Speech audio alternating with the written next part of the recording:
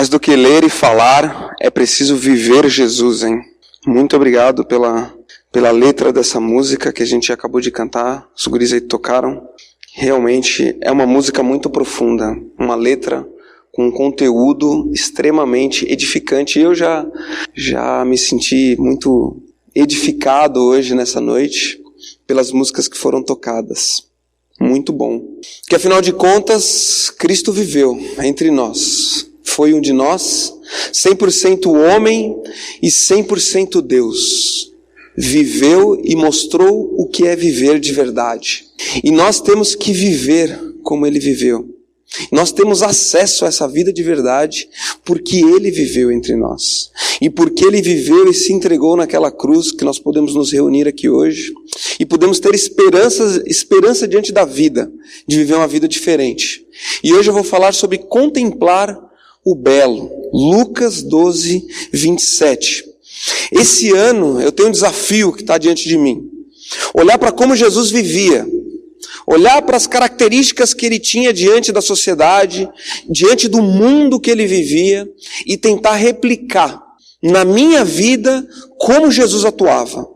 E de certa forma é isso também que eu quero trazer nos estudos que eu vou ministrar aqui durante esse ano de 2019. E esse tema de hoje ele é muito legal. Contemplar o belo. Vou ler esse versículo aqui de Lucas, capítulo 12, versículo 27. Todo mundo achou? Olha a chuva que gostoso. Posso ler? Observem como crescem os lírios. Eles não trabalham nem tecem. Contudo, eu lhes digo que nem Salomão, em todo o seu esplendor, vestiu-se como um deles. Vamos orar? Nosso Pai, abre os nossos olhos, abre os meus olhos, Pai. Eu preciso ouvir muito essa mensagem, Pai. Que eu preciso muito aprender a contemplar o belo, Pai. Eu preciso aprender muito, Deus, a viver como Jesus viveu, Pai. Então ensina a mim e ensina a cada um que está aqui hoje, Pai. Que todos nós possamos ser ainda mais edificados do que já fomos hoje à noite aqui, ó Pai. Muito obrigado pela oportunidade que nós temos, ó Deus. Em nome de Jesus. Amém. Vamos ler de novo esse versículo? Você tem a versão NVI aí com você? Nova versão internacional. Vamos ler juntos. Quem tem a mesma versão que eu aqui, leia junto comigo aí, ó. Observem como crescem os lírios. Eles não trabalham nem tecem. Contudo, eu lhes digo que nem Salomão, em todo o seu esplendor, vestiu-se como um deles. Um versículo muito conhecido, né? A gente ouve muito falar desse versículo. E eu quero abordar hoje o tema seguinte: aprender a contemplar o belo. O que é contemplar o belo? O que é contemplar o belo? Coloquei até a foto do belo aqui. Não é esse belo. Estou brincando. O belo nem é tão belo assim, né? Contemplar o belo, sabe o que é? É conseguir fazer com que as pequenas coisas se transformem num espetáculo aos olhos. Vamos ler de novo? Olha lá, vamos ler junto. Conseguir... Não, calma, então, peraí que a gente se atrapalhou. Conseguir fazer com que as pequenas coisas se transformem num espetáculo aos olhos. Tantos detalhes passam desapercebidos por nós diariamente. É educar a nossa alma a ser sensível aos detalhes da vida. Uma reeducação da nossa alma, para que a gente não viva como aquela patrolão, assim, sabe? Aquela patrola que vai passando por cima de tudo na vida. Isso é resgatar o belo. É reviver o contato com a natureza. Olha que legal, até coloquei aqui a foto, ó. Pé no chão. Eu lembro quando eu era criança, a gente ia pro sítio lá na fazenda e eu gostava de botar o pé na terra. Quem aqui lembra a última vez que botou o pé na terra? Tem gente que talvez nunca botou. Sabe quando você pisa no barro e o barro vai por entre os dedos assim do pé? Ai, que delícia, né? O contato com a natureza. Eu coloquei o pezinho de uma criança aqui pisando na terra. Coloquei também aqui uma imagem de uma pessoa contemplando as estrelas. Quando foi a última vez que nós paramos para contemplar o espetáculo das estrelas? Como eu falei há pouco, Sonzinho da chuva. É ver, contemplar o belo, é ver o que não está evidente. É sentir aquilo que não está assim aparente, sabe? É ver além das coisas. É notar o que está por trás das palavras, o que está por trás dos objetos. Por exemplo, eu coloquei aqui um vaso. Nós passamos a nossa vida de uma maneira tão atropelada pelas coisas da vida, que nós perdemos a percepção do que está por trás de cada objeto. E sabe o que está por trás de um vaso desse de barro? Olha lá. Por trás de um vaso de barro está as mãos do oleiro que fez aquele barro. E nós temos essa tendência a atropelar as coisas da vida. É ser rico sem ter muito dinheiro. Olha que beleza. Isso é contemplar o belo. Estar preenchido da vida. Viver com leveza.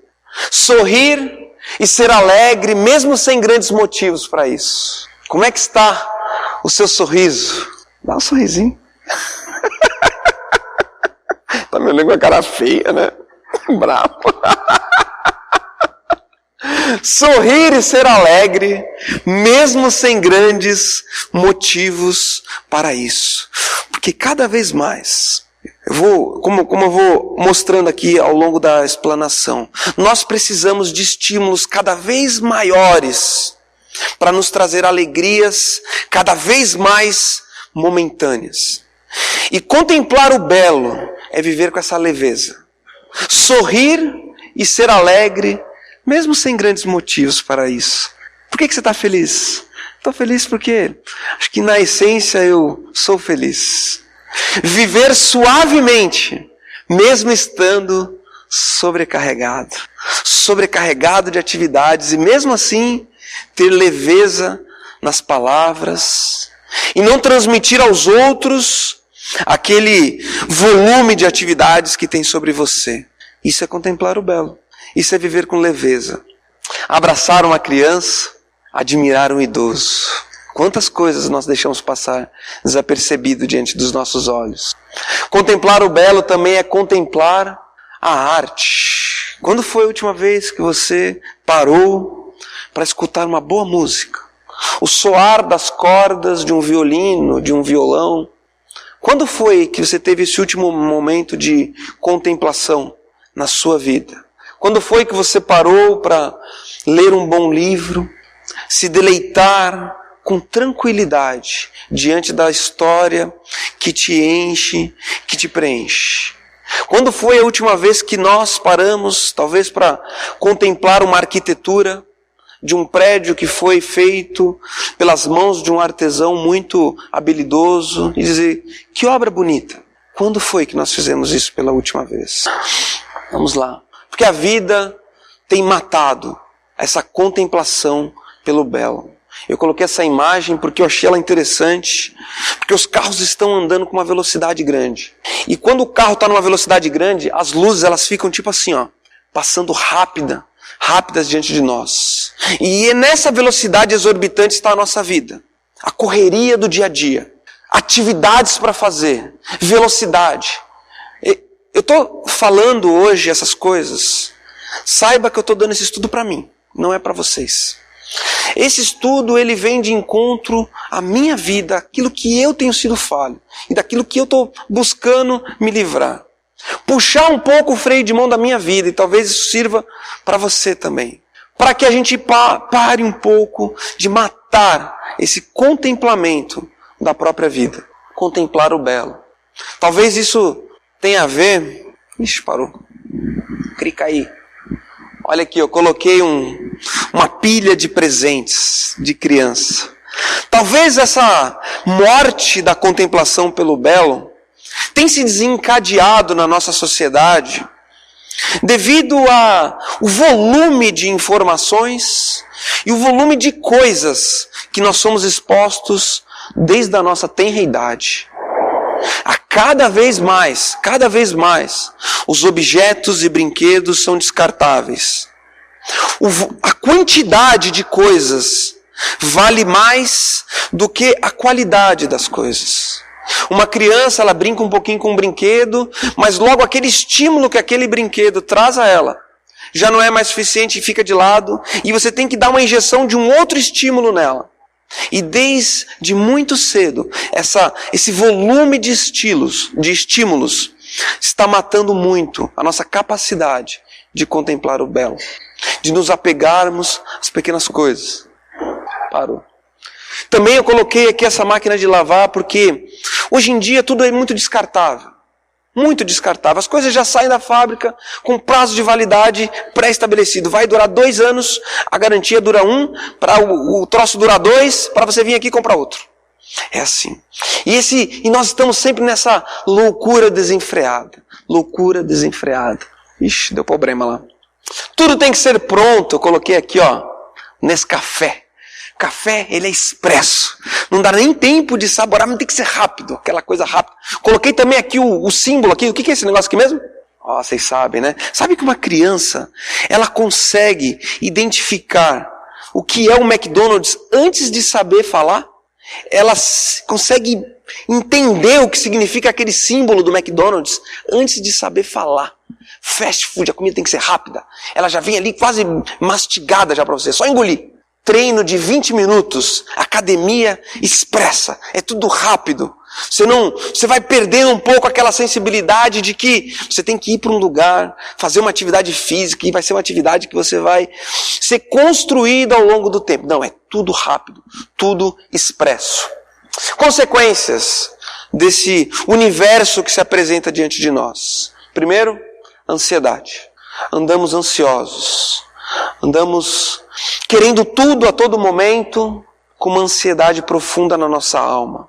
Não contemplar o belo desencadeia em nós essa ansiedade. Desencadeia em muitos casos a depressão, superficialidade, as drogas psicossomáticas e muitas vezes até suicídio.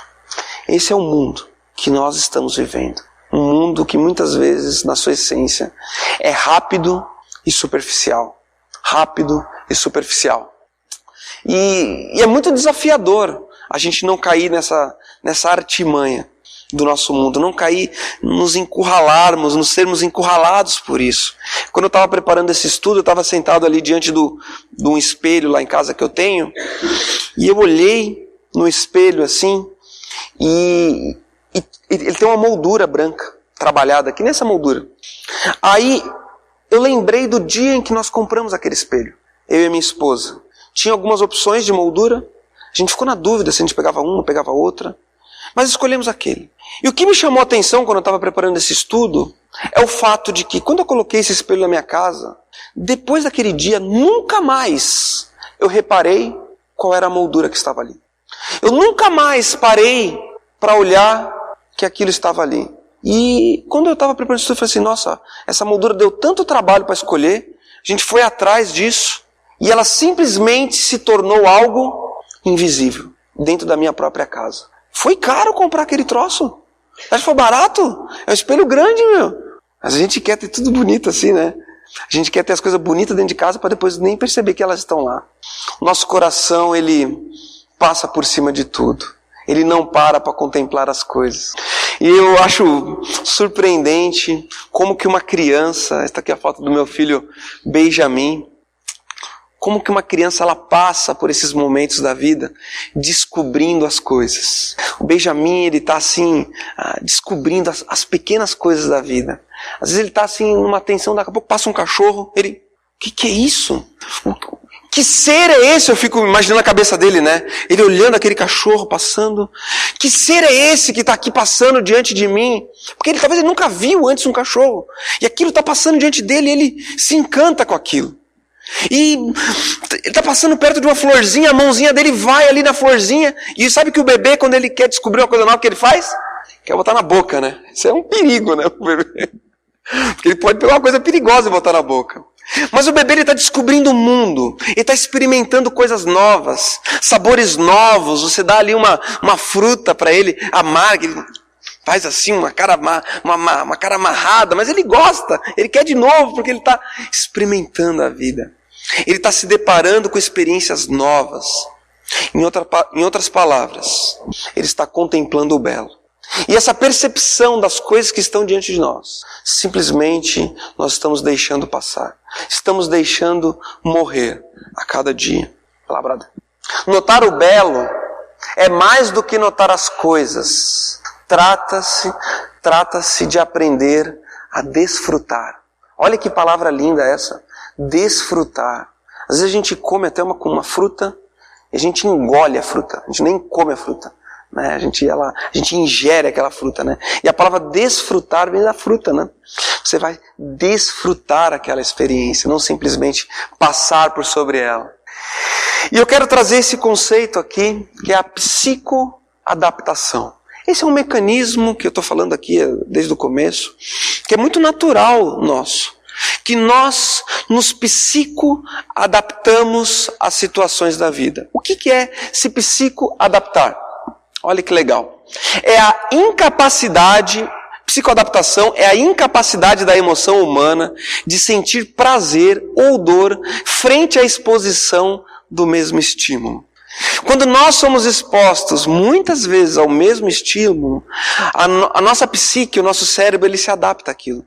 E isso pode ser algo até bom. Olha só, deixa eu mostrar ali, ó. Por exemplo, uma criança que perdeu a sua mãe muito cedo na vida. Se essa criança não se psicoadaptasse a essa situação de não ter mais a mãe, ela poderia ficar o resto da vida dela sofrendo o luto da perda da mãe.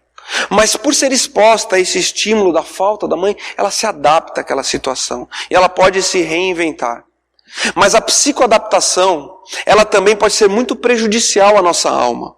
Por exemplo, eu coloquei a imagem aqui dos soldados nazistas. Os soldados nazistas, eles foram tão expostos à crueldade nos campos de concentração, que eles se psicoadaptaram àquela circunstância. E fazer o mal tornou-se algo que eles não notavam. E nós podemos nos psicoadaptar aos nossos pecados. Sabe o que é se psicoadaptar ao pecado? Quando você faz primeira vez aquele pecado, aquilo te choca. Você sente um desconforto.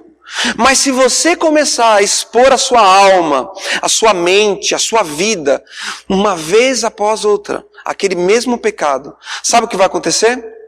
Você vai se adaptar àquele pecado. Você vai se psicoadaptar àquela situação. E quando a gente se psicoadapta a um pecado, o Espírito Santo vai apagando dentro de nós, como uma vela que vai se apagando. Psicoadaptação. E às vezes isso não é tão extremo assim como um campo de batalha. Mas eu coloquei até essa palavra aqui que é workaholic. O que é o workaholic? É trabalhar até quase morrer. Às vezes o nosso trabalho ele tem sido estímulos tão fortes sobre nós constantemente. Nós somos constantemente expostos a exigências, uma rotina corrida, que nós também vamos nos psicoadaptando àquela nova realidade. E esses estímulos estressantes sobre nós vão matando as nossas emoções diariamente. Workaholic. Trabalhar até morrer quase. O excesso de estímulos estressantes minam as emoções. E você corre o risco de viver numa casa luxuosa, fruto do seu trabalho estressante, mas muito rentável. Ter na sua casa espaços surpreendentes. Por exemplo, aqui, ó, a piscina iluminada, um espaço aqui, ó, com um violão, uma casa linda. E você corre o risco de não desfrutar, nem conseguir desfrutar das coisas, nem conseguir desfrutar dos momentos em família, porque você se psicoadaptou a uma nova realidade. Um jardim lindo numa casa que nunca é visitado, não adianta de nada. Não adianta de nada. Você sabe o que é isso? Alguém sabe o que é isso? Hã? Um quê? Nascer do sol, um pôr do sol. Faz tempo, né, que a gente não vê o nascer do sol, né? Fala a verdade. Faz tempo, né? Na praia. Quem viu, a última vez que viu nascer do sol na praia? Cedinho e ali via aquele sol surgindo no horizonte. Ah, que delícia. Nossa vida não está nos permitindo mais esse tipo de deleite. E algo muito interessante também que tem com respeito a esse assunto que eu estou falando é a busca que a nossa sociedade impõe a nós sobre a fama. Olha essa foto. Essa foto ela é muito interessante porque aqui em cima nós temos um personagem principal. Um personagem que é o foco das atenções. Mas a plateia é muito mais volumosa no que diz respeito à quantidade de pessoas. E quando a gente busca ser somente esse daqui, a gente mata também o belo na nossa vida. Porque esse daqui é o que tem sucesso, é o que tem fama, é o que tem o aplauso. É esse aqui que recebe os estímulos de muito bem, parabéns. E nossa sociedade nos projeta que nós temos que ser sempre aquele que está diante dos holofotes. E a nossa vida a gente corre o risco de viver uma vida atrás dessa loucura, que é querer atingir essa fama, querer atingir esse sucesso, e balizar a nossa vida pela existência de outra pessoa. Tem uma história que eu acho ela muito interessante, por assim dizer. Tinha uma banda, alguns anos atrás, que tinha um guitarrista muito habilidoso. E essa banda nunca tinha feito sucesso, nunca tinha gravado um álbum, mas um dia eles conseguiram um contrato com uma gravadora. E esse guitarrista ficou muito feliz. Só que quando eles estavam indo para fazer o contrato, os outros membros da banda viraram para ele e falaram assim: a gente não quer mais você, volta para casa. E ele voltou para casa, triste, ele morava longe. E ele voltou para casa no ônibus, olhando para fora e pensando em tudo aquilo que estava acontecendo na vida dele. Ele falou: eu batalhei tanto para estar nessa banda, eles me colocaram para fora, não sei porquê. Eu sou tão habilidoso, mas eu vou pegar tudo isso e vou transformar contra esses caras. Eu vou conseguir melhores, pessoas que tocam melhores que eles, eu vou formar uma outra banda. E a banda que eu formar vai ser muito melhor do que essa desses caras. E eles vão ver o sucesso que eu vou fazer. Eles vão ver a fama que eu vou atingir. E esse cara foi. Chegou em casa e começou a procurar, encontrou guitarristas, vocalistas, melhores do que aquele lá inicial. Formou uma banda e essa banda começou a fazer alguns shows. E ele começou a crescer. E no meio em que ele tocava, era uma banda de rock. Ele se transformou num dos grandes ícones daquele meio. Um homem de sucesso. Um homem que atingiu a fama. Ganhou até o Grammy de ouro, de tantos discos que ele vendeu. Sabe qual o nome dessa banda? Megadeth. Talvez você já ouviu falar o nome dessa banda. Anos depois, chamaram esse cara para uma entrevista e perguntaram para ele: fulano de tal, você chegou lá. Você é uma pessoa satisfeita? Você conseguiu satisfazer o desejo da sua alma, dessa fama? E sabe o que ele respondeu? Não consegui. Sabe por quê? A outra banda que largou ele fez muito mais sucesso que ele. A outra banda é o Metallica. Ou seja, a felicidade daquela pessoa, a busca da fama dela, estava baseado no quê? No que a vida de outra pessoa significava. Ele balizou toda a felicidade dele, a realização nele, na realização de outra pessoa. E a outra pessoa chegou num patamar muito superior ao dele. Muito superior ao dele. E muitas vezes a fama, ela tem essa característica de trazer esses estímulos. Te eleva ao auge e depois desce. Mas daqui a pouco você eleva ao auge de novo e depois desce. E às vezes esse mesmo sentido que há na fama também nota-se nas drogas psicossomáticas. Um estímulo e depois uma depressão. Um estímulo cada vez mais elevado e a depressão. Também uma busca desenfreada do nosso coração e da nossa alma. Mas eu quero te trazer para o nosso texto. Porque nós temos diante de nós o personagem central dessa história, que é o próprio Cristo. Eu quero que você pare agora e dá uma... Respira fundo aí no seu lugar. Respira fundo comigo. Eu quero que você sinta o cheiro do gado. Está sentindo o cheiro do gado? Já foi num estábulo? Já foi? Meu avô morava perto de um matadouro. E de longe, quando nós chegávamos de carro, perto de onde meu avô morava, a gente já sentia o cheiro do matadouro. Você consegue sentir o cheiro do gado? Consegue sentir? Nesse contexto, nesse cheiro meio forte que o gado tem, que o cavalo, a ovelha e o boi têm, foi nesse contexto em que o menino Jesus nasceu. Um contexto não muito higiênico, por assim dizer. Um homem que nasceu numa manjedoura, sem privilégios, social. Muito cedo foi perseguido. O rei Herodes perseguiu todas as crianças. Lembra da história dos reis magos? Mandou matar todas as crianças da idade de Jesus. E José e Maria tiveram que fugir para o Egito. Uma criança que desde cedo teve que aprender a trabalhar. Vai para frente ali. Teve que aprender a trabalhar, não teve privilégios sociais. Trabalhar com a madeira de sol a sol, para trazer o sustento junto com o pai dele para a família. Se você lê a história de Jesus, você pensa assim, puxa, esse homem ele tinha tudo para se transformar numa pessoa rancorosa, alguém que foi rejeitado, alguém que foi perseguido desde a infância, cresceu num contexto de pobreza, mas quando Cristo abriu a boca para falar diante do mundo, ele revelou uma diferença muito grande daquilo que se esperava que ia sair da boca dele. Ele revelou a beleza. Ele conseguiu, sabe que Cristo, ele atingiu o sucesso naquela sociedade. Ele estava diante dos holofotes. Não tinha TV naquela época. Mas Cristo tinha os seguidores dele. Ele conseguiu fazer algo que as pessoas que atingem a fama muitas vezes fracassam. Ele conseguiu manter uma vida pública, saudável, bem como uma vida privada, incrível. Isso é muito legal. Cristo conseguiu manter a vida pública dele e também a vida particular. Os momentos que ele tinha de se apartar da multidão e conversar com o Pai. Recarregando as baterias, recarregando a sua alma. E é interessante essa história que a gente lê, que Cristo está ali diante daquela multidão e ele para, olha em direção ao nada, e todo mundo para, fica olhando, o que será que ele vai falar? E ele caminha em direção a uma pequena flor, e ele pronuncia essas palavras. Observem como crescem os lírios. Eles não trabalham nem tecem.